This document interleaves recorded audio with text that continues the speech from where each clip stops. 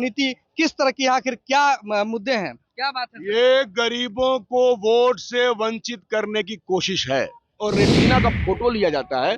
उस आधार कार्ड को चुनाव आयोग कह रहा है कि मान्य नहीं है। जो लोगों के यहाँ राशन कार्ड है, लोगों के यहाँ मनरेगा का जॉब कार्ड है, लोगों के यहाँ ड्राइविंग लाइसेंस है, लोगों के यहाँ पैन कार्ड है, कोई मतलब नहीं है कि गरीबों को वोट का अधिकार उनसे छीनना चाहते हैं। क्या होगा अगर सरकार आपकी आवाज नहीं सुनती?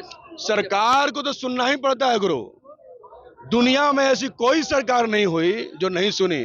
या तो सरकार सुनेगी या सरकार कुर्सी से उतरेगी।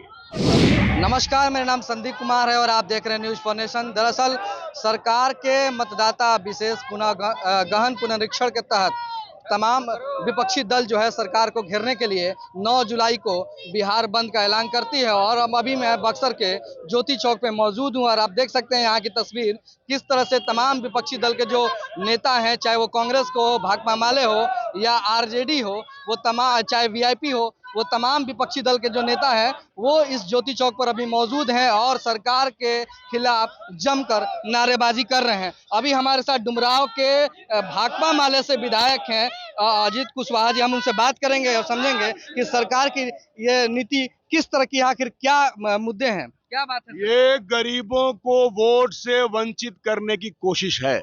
इनके इंटरनल सर्वे ने बता दिया था कि इस बार डबल इंजन फेल होने वाला है बिहार में। इसलिए ये जानते थे कि बिहार का वोटर इनको चुनने वाला नहीं है, इसीलिए इन लोगों ने कहा कि वोटर को ही गायब कर दो। तो कैसे गायब होगा भाई? तो इलेक्शन कमीशन को सामने लाए। आप बताइए, 1 महीना में 8.5 करोड़ वोटर का कैसे आप सघन पुनरीक्षण करेंगे?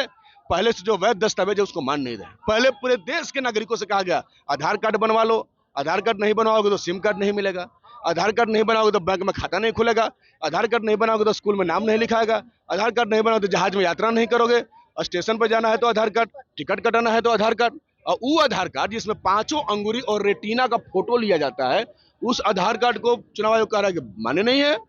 जो लोगों के यहाँ राशन कार्ड है, लोगों के यहाँ मनरेगा का जॉब कार्ड है, लोगों के यहाँ ड्राइविंग लाइसेंस है, लोगों के यहाँ पैन कार्ड है, कोई मतलब नहीं है। जो उपलब्ध दस्तावेज नहीं है वो मांगा जा रहा है। जन्म प्रमाण पत्र, अब जाके बिहार में पता करिए कितने % लोगों के पास जन्म प्रमाण पत्र है। जन्म प्रमाण पत्र 2-3 साल से बनना शुरू हुआ है, जब स्कूल वालों ने कहा कि एडमिशन के लिए जन्म प्रमाण पत्र लाइए। नहीं तो किसके पास है? ये मांग रहा है कि जिसके पास सरकारी नौकरी है दस्तावेज लाए। मात्र 1.5% इस बिहार के अंदर सरकारी नौकरी है।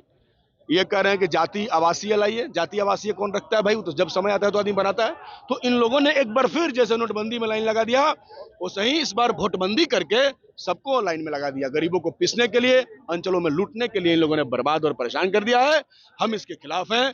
इलेक्शन कमीशन से कहना चाहते हैं कि आप सरकारें बदलती रहती है, इसलिए मोदी की बात को जो आंख मूंद के मान रहे हैं और आप जो भाजपा का अनुषंगिक संगठन बने हुए हैं, इसका हिसाब आपको देना होगा। ये देश संविधान से चलता है, वोट का राइट सबको मिला।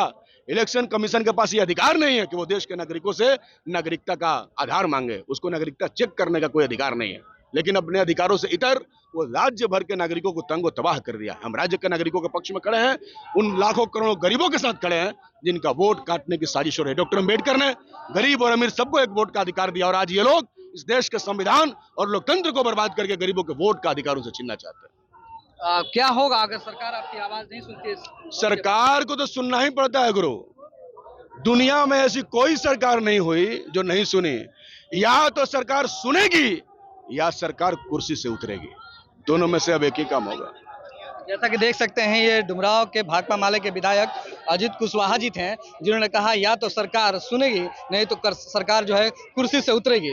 जिस तरह से मतदाता विशेष गहन पुनरीक्षण को लेकर के तमाम दल आज सड़क पर उतर चुके हैं, ऐसा देखकर लग रहा है कि ये जो सरकार की नीति है उसके खिलाफ कहीं ना कहीं तमाम विपक्षी दल में जन आक्रोश है, आक्रोश है और उस आक्रोश का सामना सरकार को करना पड़ेगा। बक्सर से मैं संदीप कुमार।